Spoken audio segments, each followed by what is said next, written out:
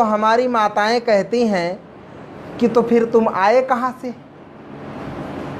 तो फिर अगर बताया जाए कि मैं तो माँ के गर्भ से निकला हूँ, ठीक है, लेकिन माँ के गर्भ में कहाँ से है, तो कहती हमारी माताएं यहीं पर आप अंधविश्वास में चली जाती हैं। फिर कहती वो ऊपर से आया ना, माँ के गर्भ में कहाँ से आया, वो ऊपर से आया ना, ऐसा बता करके मुँह बंद कर देती हैं।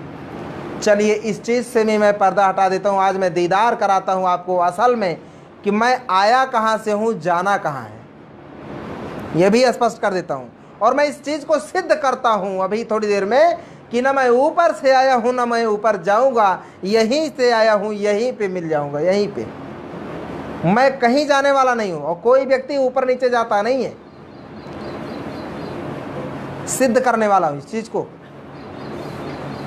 और मेरे जीवन में ऊपर वाले की कोई आवश्यकता ही नहीं, ये भी सिद्ध हो जाएगी थोड़ी देर बाद। और किसी के जीवन में ऊपर वाले की कोई आवश्यकता नहीं है। तो एक आत्मा होने का जो सिद्धांत है यहाँ पे खारिज हो जाता है। अब मामला ये आता है कि मैं आया कहाँ से हूँ, जाना किधर है। तो इस सृष्टि के अंदर में जन्म लेने के, यानी कि दो प्रकार के जो है प्राणी इस सृष्टि में जन्म ले रहे हैं। दो तरीके हैं जन्म लेने के। पहला तरीका सभी लोग जानते हैं, मनुष्य भी जानता है, अन्य प्राणी भी जानते हैं। उन सभी प्राणियों को मालूम है, माता पिता के संसर्ग से तीसरी नई पीढ़ी आती है। न माता पिता के संसर्ग से एक नई पीढ़ी का जन्म होता है, एक नया बच्चे का, एक नए जीवन का जन्म होता है माता पिता के मिलन से। इसको सभी लोग जानते हैं। लेकिन इससे हट करके एक और तरीका है जिसको आमतौर पर जल्दी लोग ध्यान नहीं देते हैं। देखते आमतौर पे बहुत सारे लोग हैं लेकिन ध्यान नहीं देते। एक और तरीका है जहां पर माता पिता के संसर्ग की कोई आवश्यकता ही नहीं होती और बच्चे यूं ही जन्म ले रहे हैं बहुत तेजी के साथ में, बहुत तेजी के साथ में जीव जन्म ले रहे हैं। कौन सा तरीका है, तो हमारे आपको हम थोड़ा दिखाएंगे। आपके यहाँ गाय होगा, आपके यहाँ भैंस होगी, गाय भैंस गोबर करती होगी, गोबर को आप उठाओ मत, वहाँ पे सीसीटीवी कैमरा लगा दो और इतनी पाबंदी कर दो कि वहाँ पर जो है सब कुछ पहुँचे, लेकिन जो है वहाँ पर कोई कीड़ा ना पहुँचे। धूप पहुँचना चाहिए, हवाएं पहुँचनी चाहिए, बाकी कोई कीड़ा ना पहुँचे। सीसीटीवी कैमरा लगा दो कि कोई कीड़ा पहुँचे ही नहीं, हो तो दिखेगा ना। लेकिन फिर भी 2-3 दिन 4 दिन बाद देखिएगा आप, तो उसमें से गुबरैला नाम का कीड़ा जन्म ले लेता है। आप कहें कि हो सकता है उसमें रहा हो, तो अरे तो भाई उस गोबर को जब वो भैंस कर रही गोबर तो उसको तुरंत ले आओ, बाल्टी में घोल दो, उसको घोल करके कपड़ा लगा के छान लो। छानने के बाद चेक करो गुबरैला कहीं है, कहीं नहीं है। फिर आया कहाँ से, यही रहस्य है। माता पिता उसमें गोबर में नहीं है, कोई माता पिता उसका आया ही नहीं गोबर में और पैदा हो गया। कई वैज्ञानिकों ने जो है एक प्रयोग किया और 15-20 बार से ज्यादा प्रयोग किया, सैकड़ों बार प्रयोग किया। वो क्या प्रयोग था, वैज्ञानिकों ने प्रयोग किया कि मनुष्य का पसीना इकट्ठा करके सूती वस्त्र को उसमें डुबो करके उसको अगर अनाज में भूसे में कहीं रख दिया जाए तो उसमें से एक ही जीव जन्म लेता है। उस जीव का नाम है चूहिया। हाँ, चूहिया जन्म लेती वहां से, और वैज्ञानिकों ने कई बार इसको प्रयोग किया। वहां पे चूहिया जन्म लेती है। एक बार की बात होगी, अरे चलो संयोग से हो गया, अरे कई बार ऐसा किया गया। तो मनुष्य का पसीना सूती वस्त्र उसमें डुबो दो और उसको भूसा अथवा जो है अनाज में रख दो, चूहिया पैदा होती है। वहां पर उसके माता पिता नहीं, फिर कहां से पैदा हो गया।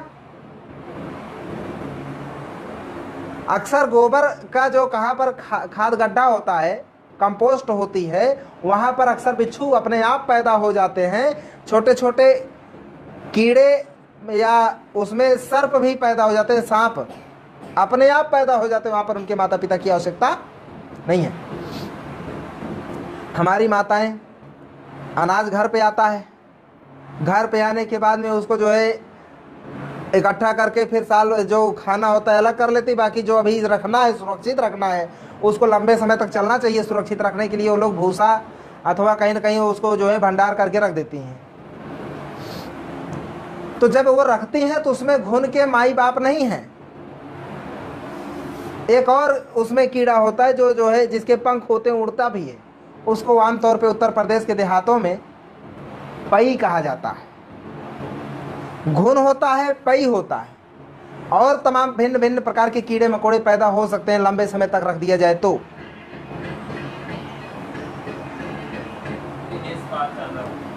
तो इस प्रकार से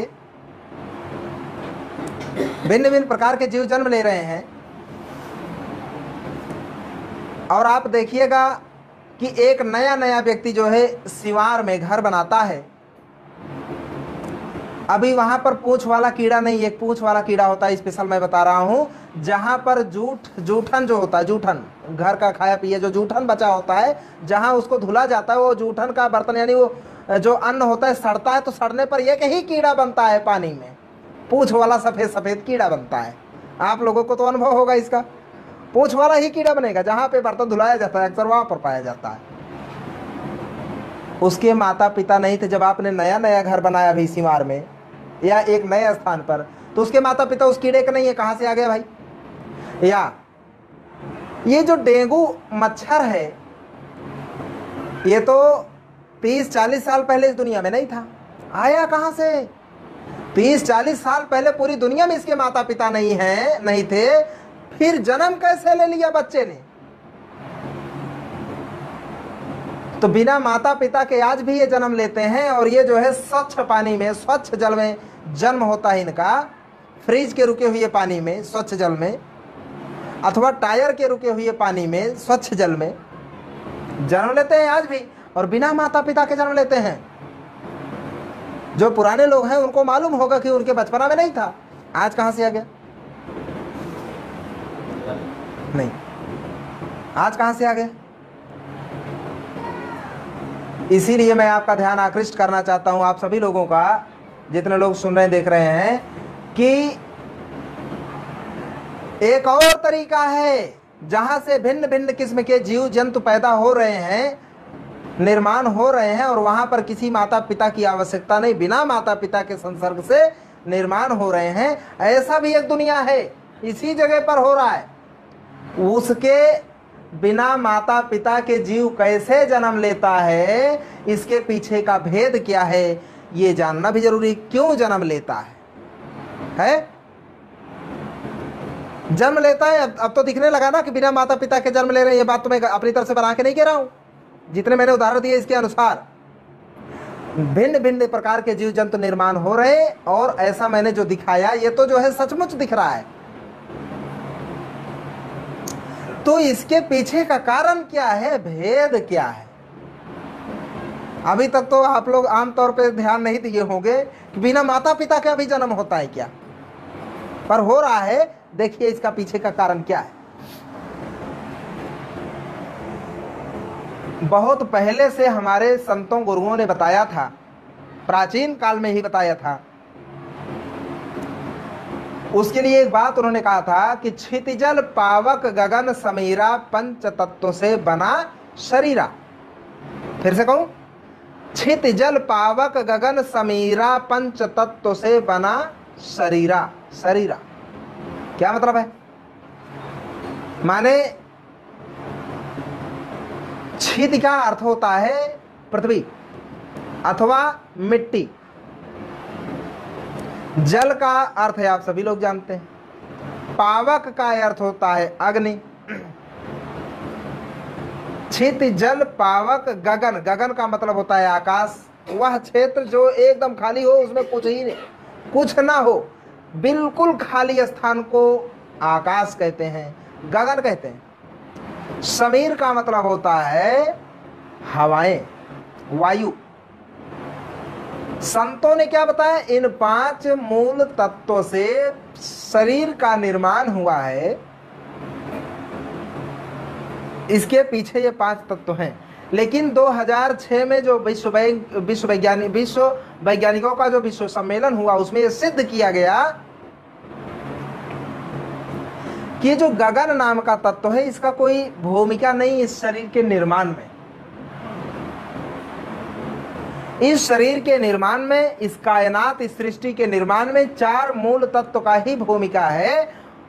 उसमें से जो है पांचों में से वही गगन निकाल दो, बाकी चार के से जो है इस कायनात का, सृष्टि का, शरीर का निर्माण हुआ।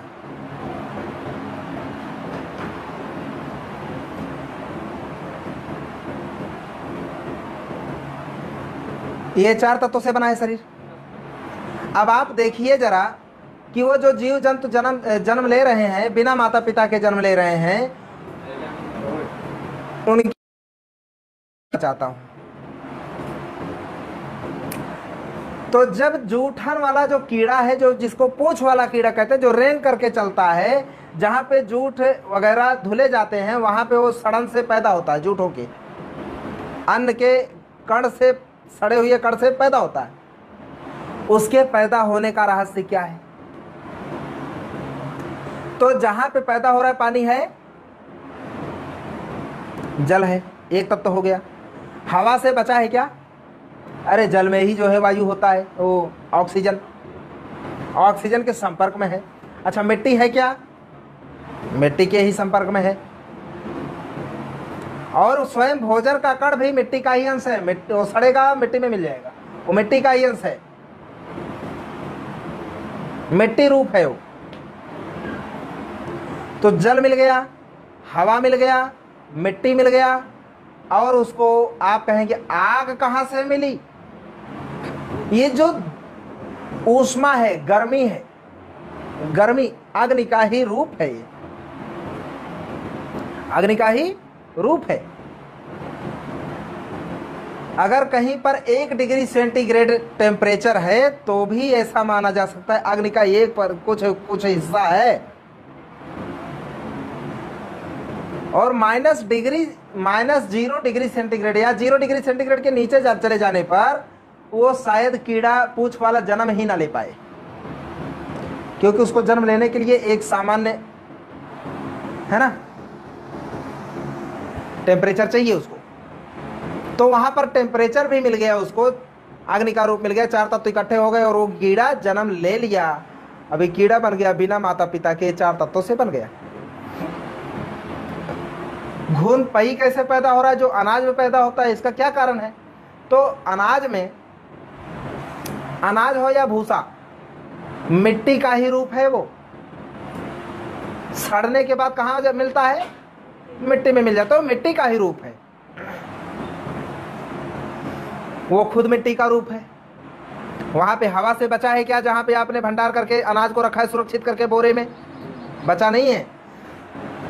जिस पात्र में भी आपने रखा है वहां पर बचा नहीं है, वहां पे हवा मिल रही है, वहां पे उसको एक निर्धारित टेम्परेचर भी मिल रहा है, गर्मी मिल रही है, टेम्परेचर यानी अग्नि का रूप मिल गया उसको, हवा मिल गई, मिट्टी का रूप वो खुद ही है। आप कहेंगे वहां तो पानी पहुंचता ही नहीं, कहां से पहुंच गया पानी? बिना पानी के कैसे पैदा हो गया?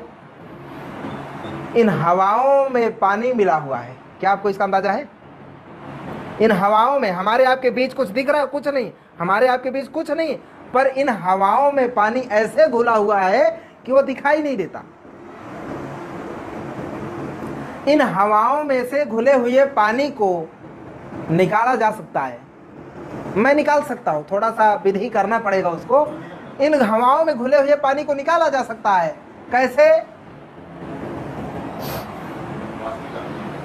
हाँ, एकदम ठंडे से ठंडा आप कोई चीज ला दो, मान लो फ्रिज से आपने एकदम ठंडा खाली गिलास निकाला फ्रिज से, बहुत ठंडा है,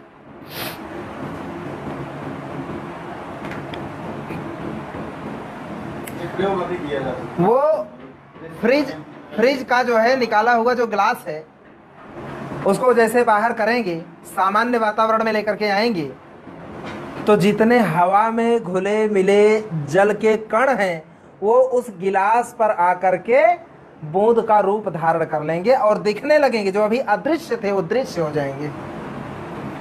इसके पीछे का ही कारण है। ठोस, द्रव, गैस। ठंडा यानी जो जल है उसकी 3 अवस्था होती है, ठोस, द्रव, गैस।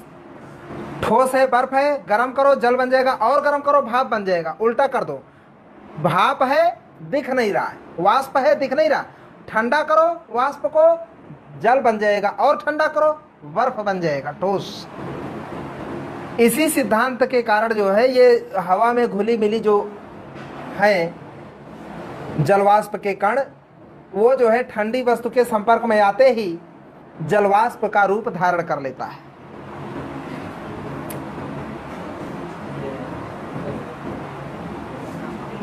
इतना ही नहीं, आप आगे देखेंगे तो जो ये हवा है, हवा भी भूसे में चला गया, आपके अनाज में चला गया, चार तत्व चले गए ना। और जैसे ही चारों तत्व चले गए वहां से घुन निकल आता है, पई निकल आता है, भिन्न भिन्न किस्म के जो है वहां पे कीड़े मकोड़े जन्म ले लेते हैं, वहां पर उनके कोई माता पिताजी नहीं, फिर भी जन्म ले लिए। ये कारण है।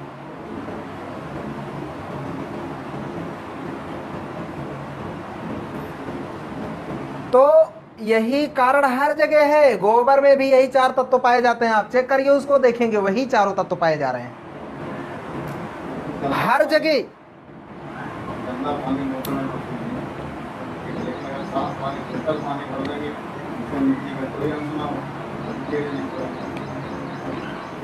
चार तत्वों के संपर्क में आने से ही कोई जो है जीव जन्म ले सकता है। चार तत्वों में से कोई एक तत्व निकाल दो, तीन तत्व से जन्म नहीं ले सकता कोई कीड़ा मकोड़ा।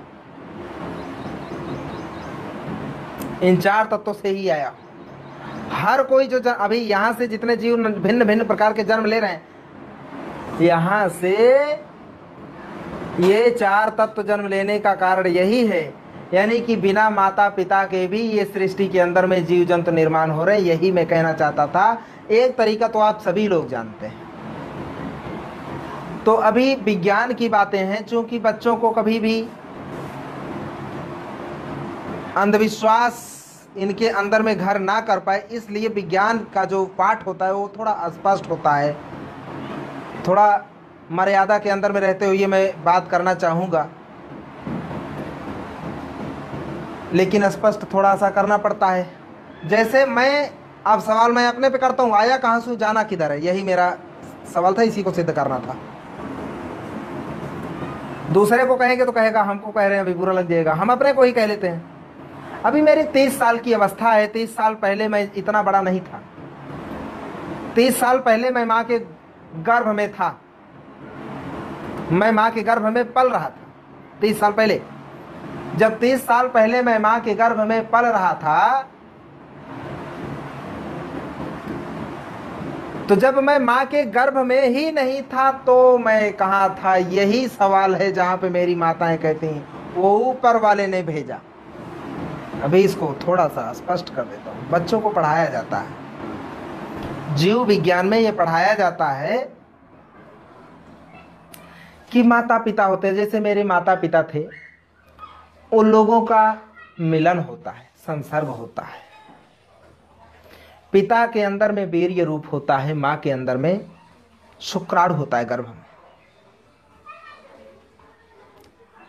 वीर्य रूप में शुक्राणु होता है, उसमें भी छोटे छोटे छोटे छोटे बहुत बारीक कीड़े रहते हैं जो नंगी आंख से नहीं दिखाई सकते। तो मां के गर्भ में मैं जब था तो शुरुआती दौर में मैं जायगोट बना।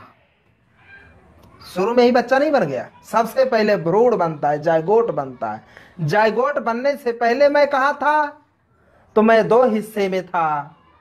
पिता के अंदर में शुक्राणु के रूप में मैं था और माँ के अंदर अंडाणु के रूप में था। दोनों के मिलन से, जब गर्भ में दोनों का मिलन होता है, गर्भ में शुक्राणु पहुंचता है, अंडाणु और शुक्राणु के निषेचन से फिर जो है एक भ्रूण जन्म लेता है, एक भ्रूण होता है, भ्रूण से फिर बच्चे का रूप धारण करता है।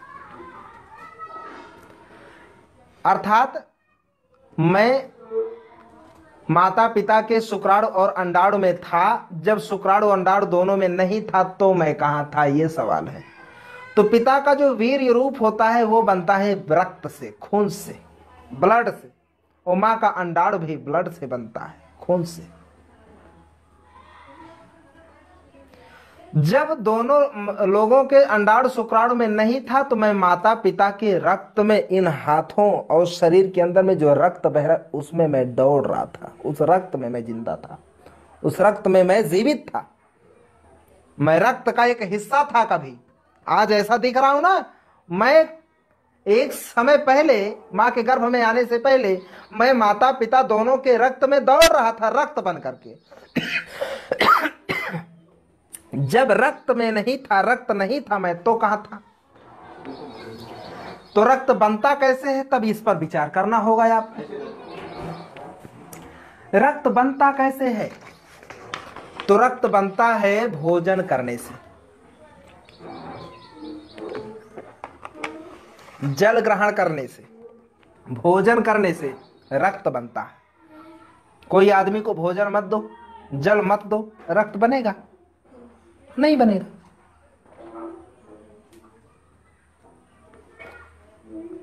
तो रक्त बनता है भोजन और जल से, भोजन से अर्थात भोजन से बनता है।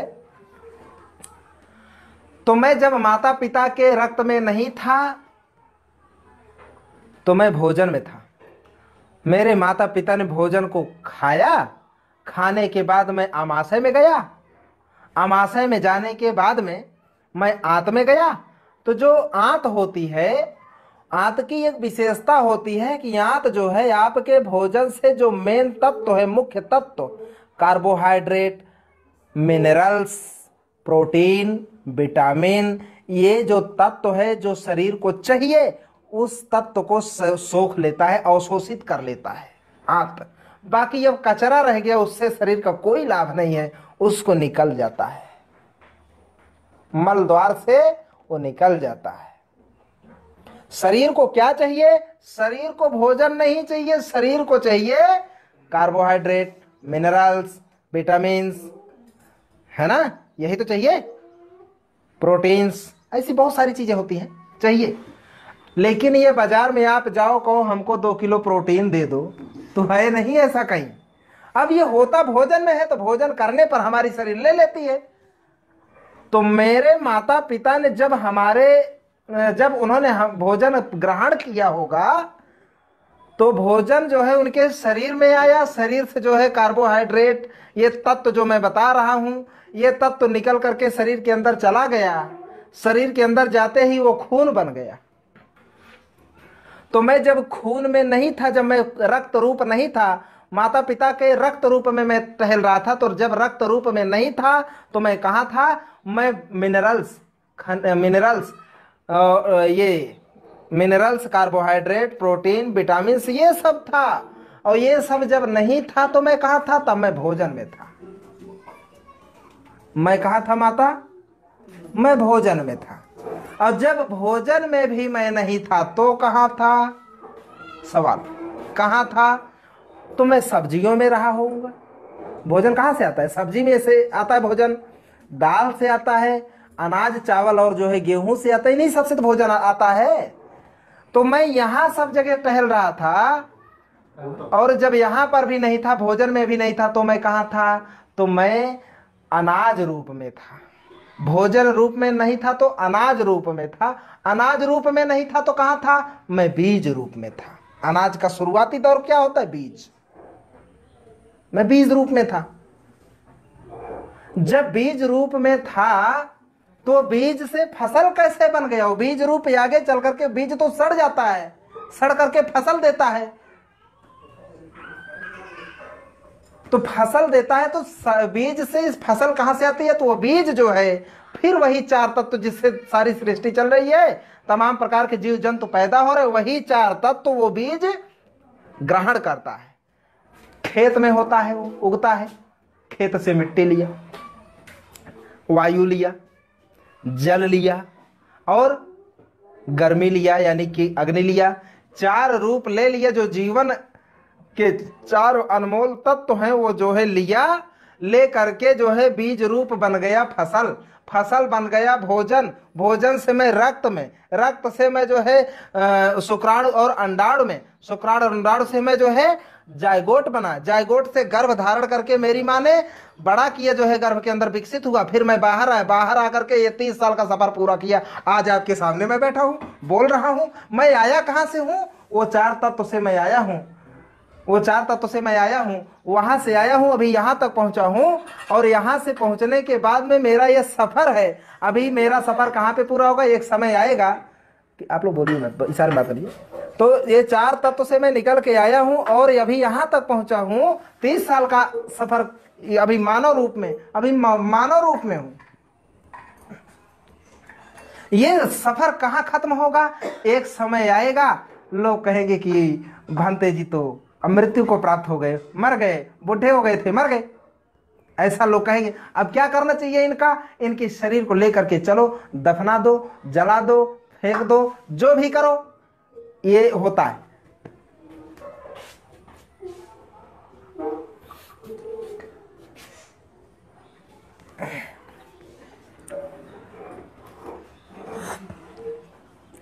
ये चरण हैं, इन सबसे मुझे गुजरना होगा।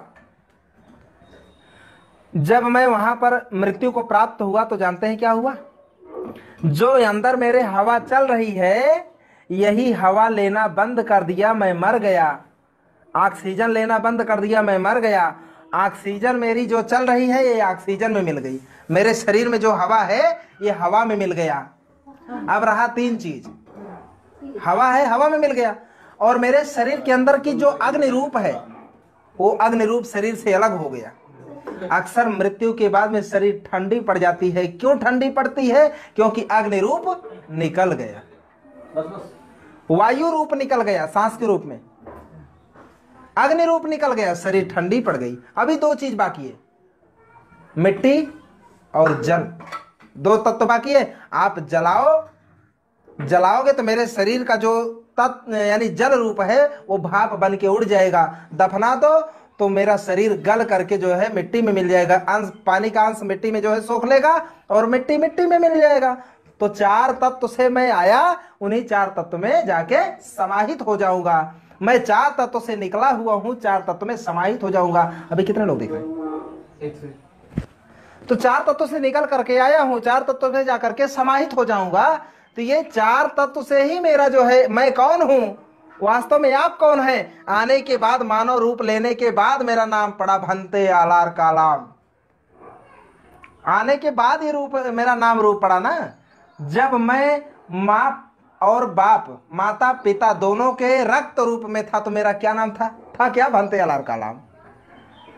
मेरा रूप बदल रहा है, मेरा सफर है ये, और मेरा सफर मानव रूप में अभी नहीं है। मेरा वास्तव में 30 साल का सफर नहीं, न जाने ऐसे चलता रहा हूं, निरंतर मैं ऐसे चल रहा हूं। मैं 4 तत्व से बीज रूप में गया, बीज रूप से जो है मैं जो है फसल रूप में आया, फसल रूप से मैं भोजन रूप में आया, भोजन रूप से मैं माता पिता ग्रहण किए और मैं रक्त रूप में आया, रक्त रूप से मैं उनके शुक्राणु और अंडाणु में आया। शुक्राणु अंडाणु गर्भ में, जब हमारे माता पिता के दोनों के शुक्राणु अंडाणु गर्भ में निषेचन करते हैं तो मैं जायगोट बना, जायगोट बन के 9 महीना माँ के गर्भ में पलता रहा। वहां से फिर मैं जो है 9 महीने का अपना कार्यकाल पूरा करके फिर प्रकृति का विधान है, 9 महीने के बाद में जो है बच्चे के रूप जो है धारण करके बाहर आ जाता है आदमी, समय है ना, प्रसव हो जाता है। तो मैं बाहर आने के बाद अभी 30 साल का समय पूरा कर चुका हूं और मुझे जाना कहाँ है? उन 4 तत्वों में जाकर के फिर से समाहित हो जाना है। ये मेरा सफर है।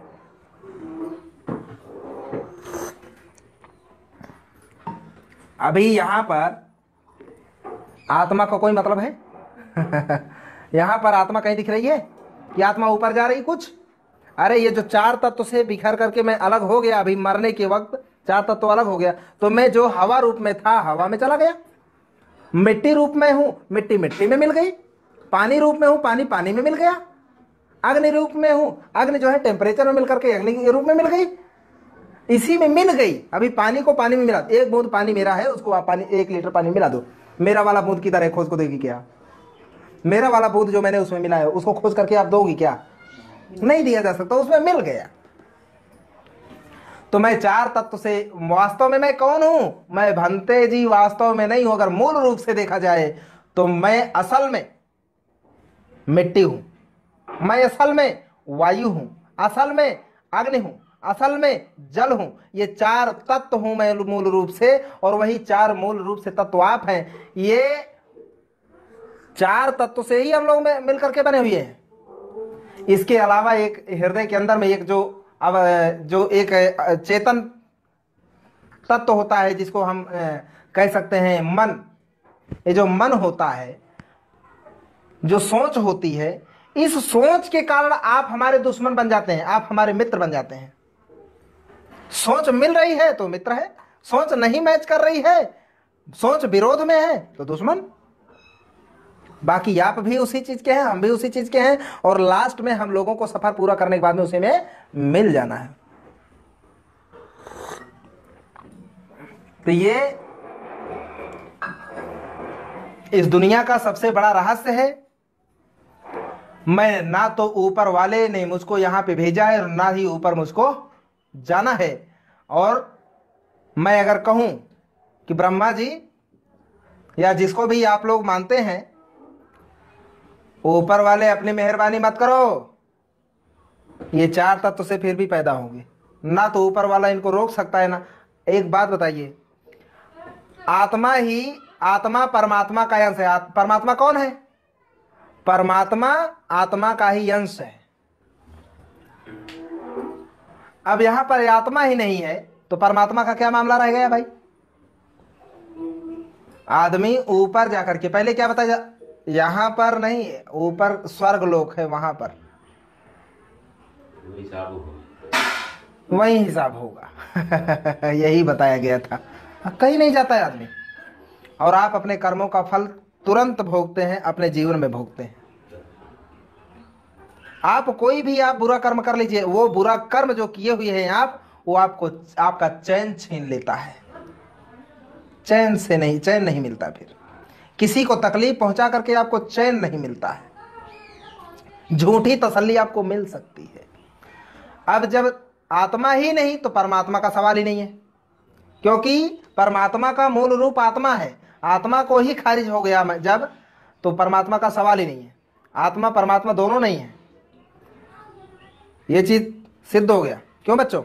आत्मा परमात्मा दोनों नहीं है। तो जब आत्मा परमात्मा को ही ईश्वर या भगवान कहते हैं आज की डेट में, जबकि उस समय पाली भाषा में भगवान का अर्थ कुछ और होता है, अभी वो बताने का वक्त नहीं है। तो ईश्वर नहीं है इस दुनिया में। ईश्वर होता तो जिस ईश्वर ने इस दुनिया का निर्माण किया है, वो इस दुनिया को ऐसे खूबसूरत बनाता कि कोई आदमी बुरा कर्म सोच ही नहीं पाता। कोई आदमी, माने आप ही लोग कहते हैं ना कि ये सब ऊपर वाले का लिखा हुआ है, जितना जिसकी लिखनी में है उतना होगा, जिसके नसीब में जो है वो होगा। तो ऊपर वाले को अगर आप मानते हो तो कभी आपने सवाल पूछा क्या, अरे ऐ ऊपर वाले, तेरे को रहम नहीं आई उस बच्ची का किस्मत लिखते हुए, जिस बच्ची के 3 साल की उम्र में जो है उसके साथ रेप करता है ब्राह्मण ले जाकर के जो है मंदिर में। ऐसे बहुत सारे केस देखे गए हैं भारत के अंदर में। 3-3 साल, 5-5 साल, 8-8 साल बच्चियों के साथ में 1-1 महीना, 8-8 दिन रेप किए हैं ये लोग। अभी 8 साल की बच्ची जो है उधर थी ना, कश्मीर में मुस्लिम बच्ची थी, उसके साथ में ब्राह्मणों ने 8 दिन तक जो है रेप किया। रेप करने के बाद मार डालते हैं उसका सर पत्थर से कुचल करके। उस बच्ची का किस्मत लिखने से पहले वो ईश्वर मर कहीं क्यों नहीं गया चुल्लू भर पानी में? क्या ऐसा ही किस्मत लिखा जाना चाहिए किसी बच्ची के नसीब में? तो ऐसा किस्मत नहीं लिखा जाना चाहिए। ये किस्मत लिखने वाला इतना बड़ा धूर्त है।